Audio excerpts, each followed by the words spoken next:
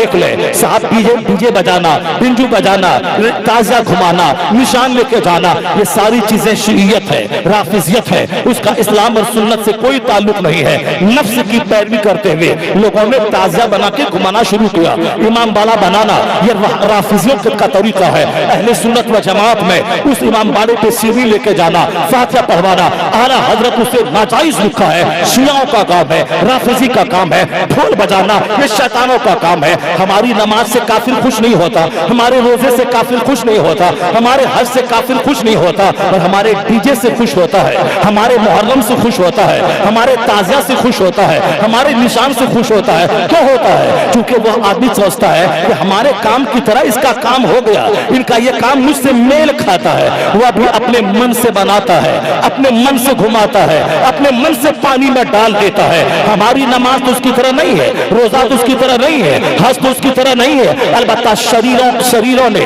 محرم کی جو نئی شکل بنا دی ہے، تازیہ گھمانا، نشان گھمانا، شراب پینا، ڈیجے بجانا، بنجو بجانا، گھمانا پھرانا، پیسہ لینا، منتیں منگوانا اور مصنوعی کربلا میں دفن کر دینا، یہ کام ہندوؤں سے میل کھاتا ہے، کافروں سے میل کھاتا ہے۔ وہ بھی اپنے ہاتھ سے بنایا، گھمایا پھرایا، دوسروں سے پیسہ لیا، وہ بھی جا کے پانی میں دفن کر دیا۔ اور تم نے بھی اپنے ہاتھ سے بنایا، اسے گھمایا پھرایا، پانی ڈلوایا، ناریل پھڑوایا، منتیں منگوایا، پیسہ لیا، فرضی کربلا میں دفن کیا۔ اسی لیے کافر میری نماز سے خوش نہیں ہوتا، روزہ سے خوش نہیں ہوتا، اذان سے خوش نہیں ہوتا، ہماری جہالت سے خوش ہوتا ہے۔ میرا یہ کام اس کے کام سے میل کھا گیا۔ اعلیٰ حضرت نے کہا ہے اپنے گھر میں فاتحہ پڑھ، اپنے گھر میں سبیل لگا، اپنے گھر میں فاتحہ پڑھ، حسین اعظم کا ذکر کر، شہداء کربلا کی محفل منعقد کر، ورنہ ان کافروں کی نقل کرتے ہوئے فرضی امام باڑہ بنانا، وہاں تبرک لانا، وہاں نشان کو کپڑا پہنانا، وہاں چھری دلدلوانا، وہاں صاحب طرح طرح کے بیگ باندھوانا، گھنگرو باندھوانا، یہ سب رافضیت والا کام، جہالت والا کام، بدعت والا کام، یہ ہندوؤں سے میل کھاتا ہے۔ مٹا دے ان سارے کاموں کی جڑوں کو، اذان دے، نماز پڑھ، حج کر، زکات دے، حسین اعظم کی محفل منعقد کر۔ جب حسین کا چرچا ہوگا جہالت مٹے گی، سنتوں کا راج قائم ہوتا چلا۔ جہالت کو مٹا دے، بدعات کو مٹا دے، شرارت کو مٹا دے، ہندوانہ فیل کو مٹا دے۔ امام حسین میرے لیے ماڈل ہے۔ ماڈل ہے صرف تازیہ بنانا نہیں ہے، بدھی بنانا نہیں ہے۔ جو مولوی سے جائز کہتا ہے اس مولوی کو شرم آنی چاہیے۔ مسجدوں میں 5 جمن ہے، 95 بے نمازی ہے، اس پہ زور نہیں دیتا۔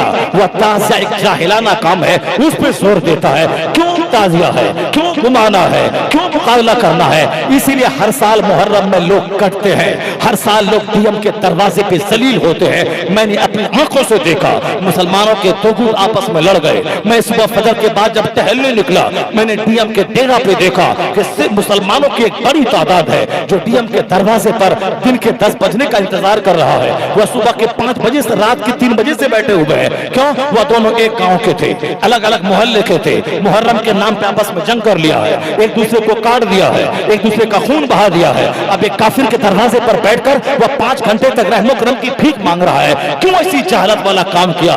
صاحب یہ تار ہے، یہ تار کٹے گا، تازیہ نہیں جھکے گا۔ نفس کی غلامی جہاں ہوگی وہاں قتل ہوگا، تلوار چلے گی، جہالت ہوگی، محرم کی جنگیں سال بھر تک چلے گی۔ اس لیے حسین اعظم کی قبر سے آواز آتی ہے، حسین اعظم کی قربانی کو پڑھ۔ انہوں نے کیا کہا تھا؟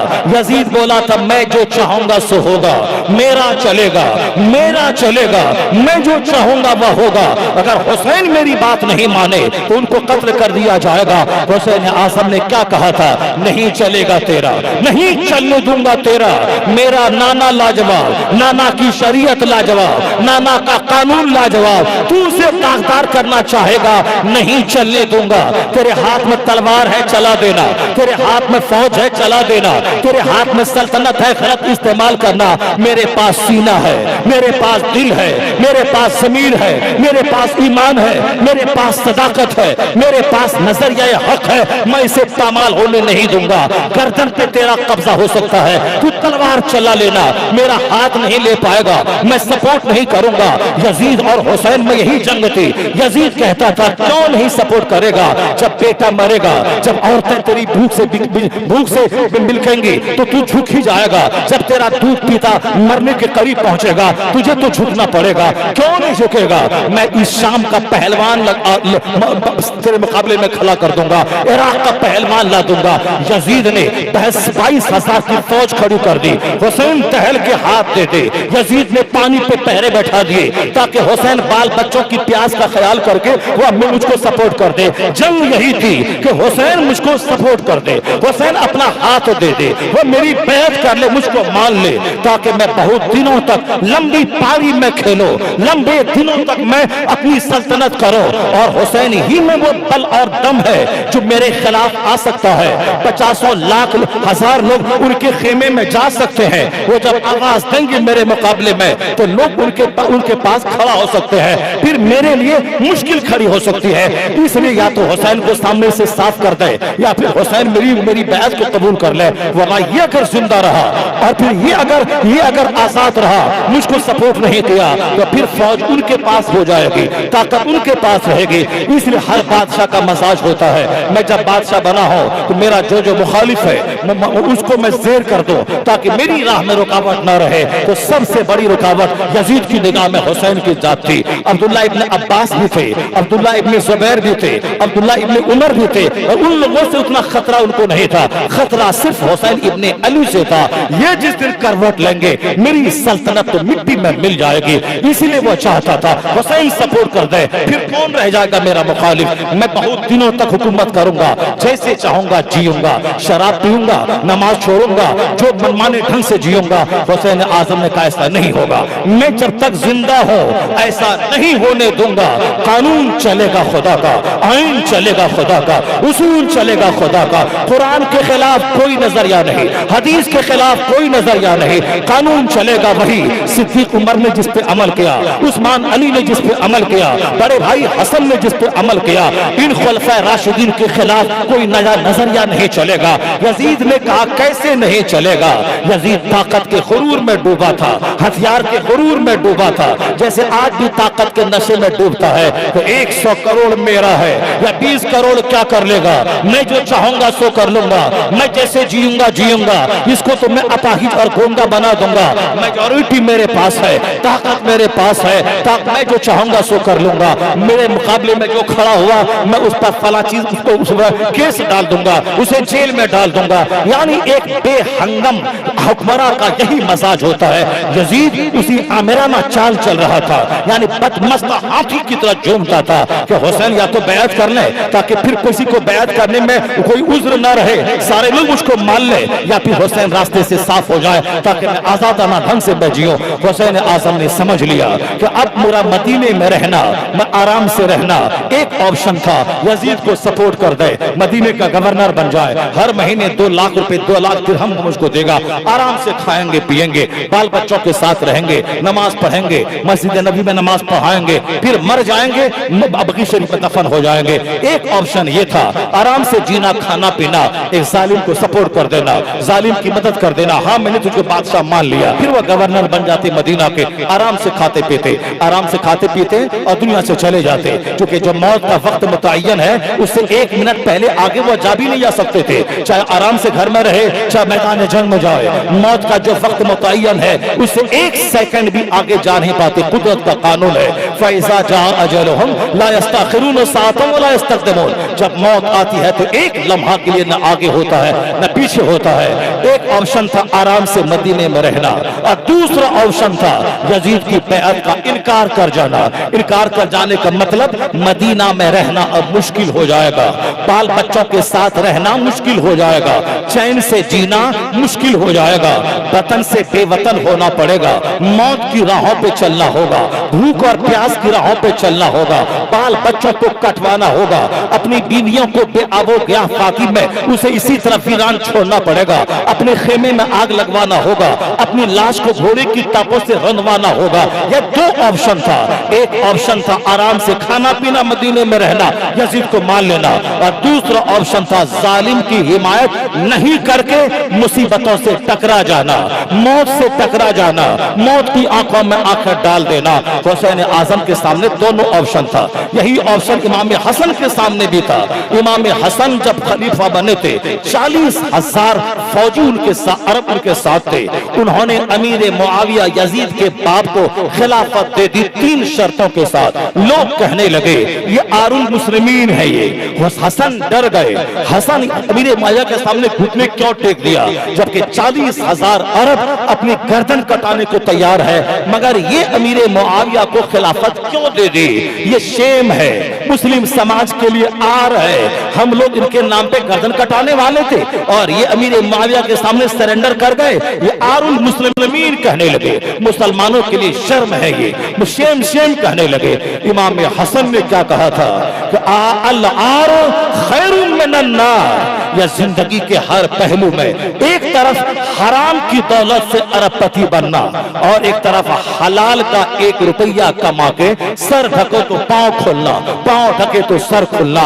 एक दो ऑप्शन जहां हो वहां जिसकी निगाह जन्नत पे रहेगी, जिसकी निगाह कयामत का एक दिन जो 50,000 साल का है उस पर जिसकी निगाह रहेगी। यह दुनिया का 100 साल 1 सेकंड है। यहाँ की इज्जत भी कोई इज्जत है, यहाँ की सल्तनत भी कोई सल्तनत है। 100 साल 1 सेकंड और मरने के बाद का एक दिन 50,000 साल का होगा। जिसकी नजर आखिरत पे, इसलिए कुरान करीम की सारी सूरतों में आखिरत का चर्चा, जन्नत का चर्चा, तुलसिरात का चर्चा, जन्नत जहन्नम का चर्चा से पूरा कुरान भरा है। क्योंकि हम कुरान नहीं पढ़ते, इसीलिए मेरे नजदीक बच्चा बहुत बड़ी चीज है, नौकरी बहुत बड़ी चीज है, दुनिया बड़ी चीज है, यहाँ का खाना पीना बड़ी चीज है, यहाँ का मकान बहुत बड़ी चीज है, यहाँ की नौकरी बहुत बड़ी चीज है। कौन जन्नत को देखा है, कौन कब्र को देखा है। मरने के बाद कब्र में 5 करोड़ साल रहना पड़ेगा। 5 करोड़ साल क़यामत कायम नहीं होगी, वही रहना पड़ेगा। 5 दिन के बाद क़यामत कायम हो जाए या 5 करोड़ साल के बाद हो, कोई नहीं जानता।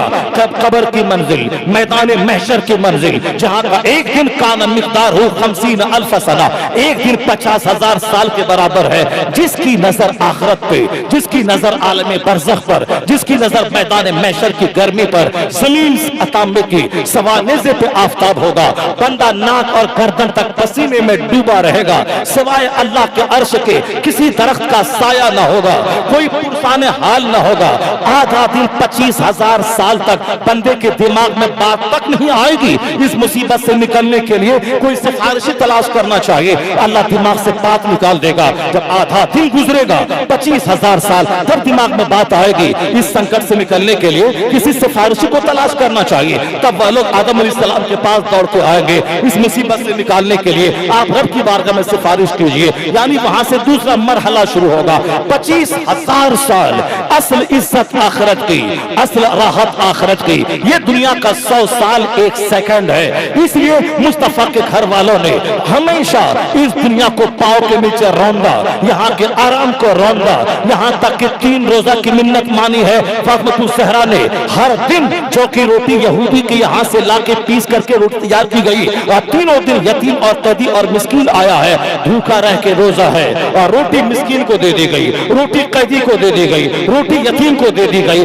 जिसके घर में 4 दिन का फाका है, तो 2 महीने का फाका है, और गरीबों के लंगर बट रहा है। सैयदा आयशा है 1 लाख दिरहम चांदी का सिक्का गरीबों में बांटती है, और शाम के वक्त में घर में खाने के लिए, इफ्तार के लिए कुछ नहीं बच रहा है। यह है नबी का घर वाला।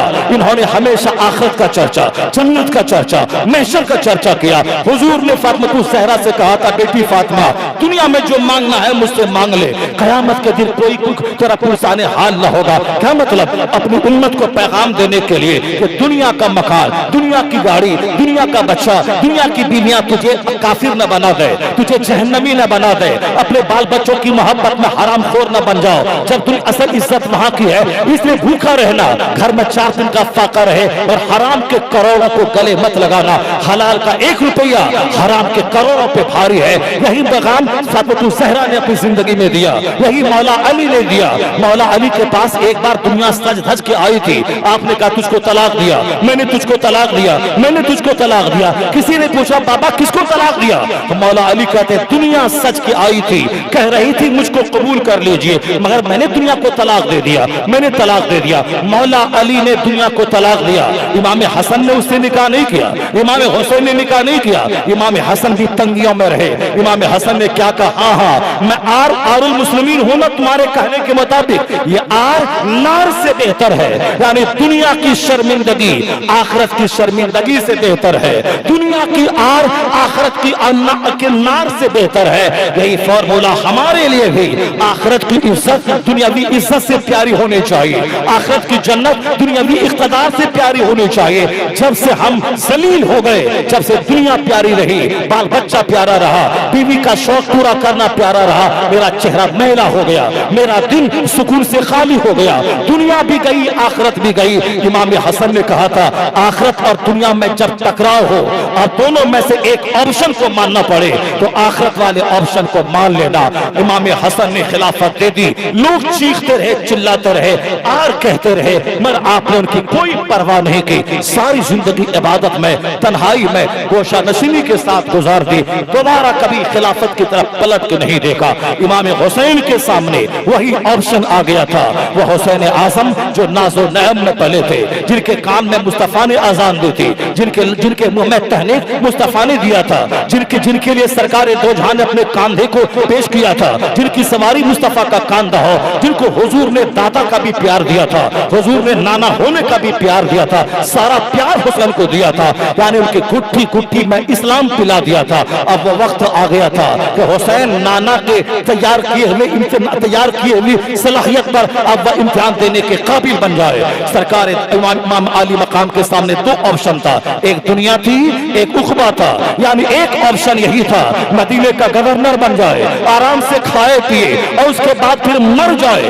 अगर वह गवर्नर बन जाते, आराम से खाते पीते, आज हुसैन का डंका दुनिया में नहीं बजता, उनका नारा नहीं लगता, वो अभी खाते पीते चले जाते और जन्नत में रह जाते। आज करोड़ों को हौसला नहीं मिलता, करोड़ों को जिंदगी नहीं मिलती, आज सारी दुनिया में हुसैन का चर्चा नहीं होता। हुसैन आजम ने दुनिया की गवर्नरी के ओहदे को ठुकरा दिया, उन्होंने मौत को गले लगाया, उन्होंने भूख को गले लगाया, कहा यह भूख अच्छी है उस शिकम सहरी से जो शिकम सहरी जहन्नम ले जाए, उससे बेहतर है यह भूख जो मुझे जन्नत की तरफ ले जाए, उस जिंदगी से बेहतर है वह मौत जो मौत जन्नत ले जाए। अब मैदान करबला में हुसैन इम्तिहान देने आ गए। यजीद का कहना था झुकना पड़ेगा हुसैन को, कैसे नहीं झुकेगा, जब बच्चा भूखा होगा उसको तो मानना ही पड़ेगा, जब तलवार चलेगी बेटा ज़बह होगा मानना ही पड़ेगा। हुसैन का कहना था नहीं मानूंगा मैं, चला दे तलवार, चला दे तीर, अपनी ताकत का सारा नशा उतार दे,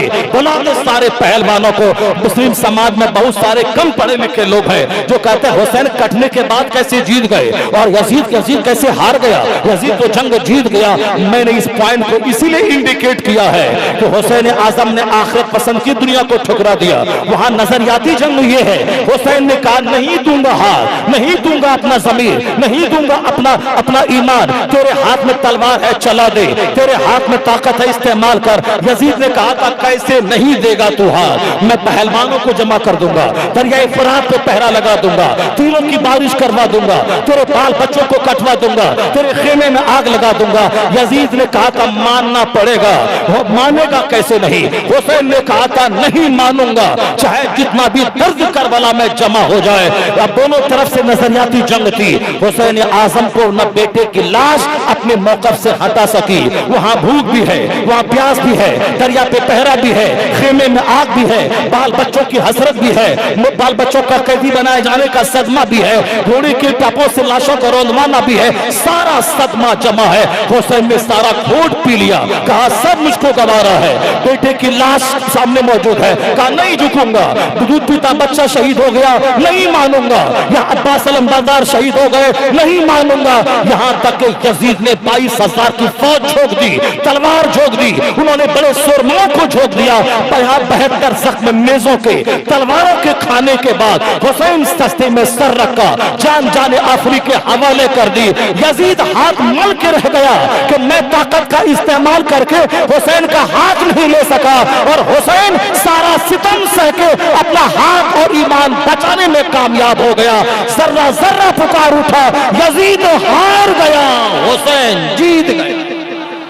इस राज से वाकिफ है जमाने वाले कि जिंदा हैं मोहम्मद के घराने वाले, मिट गए मिटते हैं मिट जाएंगे आखिर, शबीर तेरा नाम मिटाने वाले।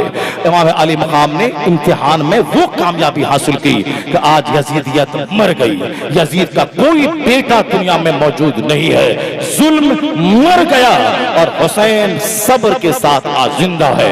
हुसैन दिल में जिंदा है, हुसैन जुमा के खिताब में जिंदा है, हुसैन घर में जिंदा है, हुसैन मदरसों के सलाम में जिंदा है, हुसैन ईदैन के खिताब में जिंदा है, हुसैन सीरत के जलसों में जिंदा है। जहां जहां है मुस्तफा का नाम वहां वहां है हुसैन का नाम। न यजीद का वो सितम रहा न वो जुल्म इब्ने ज़ियाद का, जो रहा तो नाम हुसैन का जिसे जिंदा रखती है करबला। जुल्म मिट गया सब्र जिंदा है, जुल्म मिट गया सब्र जिंदा है, यजीद मिट गया हुसैन जिंदा है। तो मैदान करबला से आज आवाज आती है, जब भी तुम्हारी जिंदगी में दोनों ऑप्शन आए, या तो दुनिया कबूल कर ले या आखिरत, तो या जिंदगी कबूल कर ले या मौत, हक पे चलेगा तो मौत है और अगर बातिल पे चलेगा तो जिंदगी है। उस वक्त हुसैनियत का तकाजा यही है, आदमी आखिरत को कबूल कर ले, मौत को कबूल कर ले। बस आखिरी बात सुन ले, बातें फैलाने से तो बेशुमार हो सकती है। एक नुक्ता यही निकला कि दुनिया और आखिरत में जब टकराव हो तो आखिरत को कबूल कर लेना चाहिए। अगर आने वाले दिन में कभी हिंदुस्तान में ऐसी हालत पैदा हुई, अगर जीना है शान से इंडिया में तो भजन कहना होगा, अगर यहाँ रहना है तो ये बोलना पड़ेगा, नहीं तो गर्दन कटेगी। तो हुसैन की कब्र से आवाज आ रही है, हुसैनी मरना तो है ही, आज मरो चाहे 50 साल के बाद मरो, तो हिजड़ा बन के मत मरना, जालिम बन के मत मरना, मुर्दा बन के मत मरना, भजन गा के मत मरना, उसकी नौकरी करके मत मरना, उसका पांव चूम के मत मरना, उसके रहमो करम की भीख मांग के मत मरना, बल्कि हुसैन की जिंदगी से सबक हासिल करना। मरना ही है तो आसान देते देते मर जाना, नमाज पढ़ते पढ़ते मर जाना, कुरान पढ़ते पढ़ते मर जाना, हॉस्पिटल में एडी रगड़ के क्यों मरना, रास्ते में क्यों मरना, मॉब लिंचिंग में क्यों मरना, वरना कुरान पढ़ते पढ़ते मर जा, आसान देते देते मर जा, कलमा पढ़ते पढ़ते मर जा, आसान देता रहा, नमाज पढ़ता रहा, तिलावत करता रहा। जब ऐसा ऑप्शन आ जाए, जिंदगी या मौत, इस्लाम या कुफ्र, मुस्कुराते हुए इस्लाम लगा देना। और हुसैन ने नहीं बोला आओ मैं उसकी गर्दन काट दो, पहले सैकड़ों को जहन्नम में पहुंचाया, फिर आखिर में तीरों की बारिश में नहाकर सजदा करके दुनिया से गया है। जब इस तरह के हालात पैदा हो जाए तो तुम भी नमाज पढ़ पढ़ के रूहानी ताकत का भागीदार बन जाओ। तेरे हाथ में ताकत रहे, पांव में ताकत रहे, सीने में ताकत रहे, कि सरेंडर मत कर जाना, दो चार काफिरों को पहले जहन्नम में पहुंचा देना, मौत के घाट उतार देना, फिर आखिर में कलमा पढ़ते पढ़ते जान जाने आखिरी के हवाले कर देना। शेर की एक दिन की जिंदगी गीदड़ों के 100 साल की जिंदगी से बेहतर है। इसलिए जब भी हिंदुस्तान, ये आवाज हुसैन आजम की कब्र से आ रही है कि नमाज का पाबंद बन जा, जबान को कलमा से सजा ले, अपने घर को तिलावत से सजा दे। जब मौत आनी ही है, दुश्मन बनना ही है, तो फिर क्यों अपने आप को बकरी बना के पेश करना है। इतना ताकत बाजू में रख, 2 4 10 को पहले जहन्नम में भेज दे, उसके बाद जन्नत में जाना, कलमा पढ़ते पढ़ते चला जाना। जब ऐसा हुआ, ये हौसला पैदा हो गया, फिर क्या होगा। अल्लाह तो हौसला देखना चाहता है। अगर हौसला सलामत रहा, ईमान सलामत रहा, तो हुसैन कटने के बाद भी आज जिंदा है।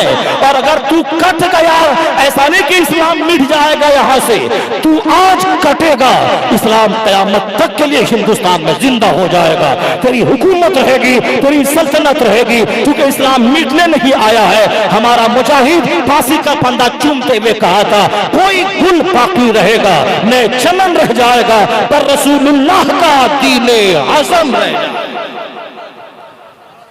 आज इमाम हुसैन की कब्र अनवर से जो आवाज आती है, उस आवाज पे कान धरना होगा। इमाम हुसैन की कुर्बानी, ये डीजे, ये ताजिया, ये बिंजू, ये निशान, ये झगड़ा, ये लड़ाई, ये ताजिया घुमाना,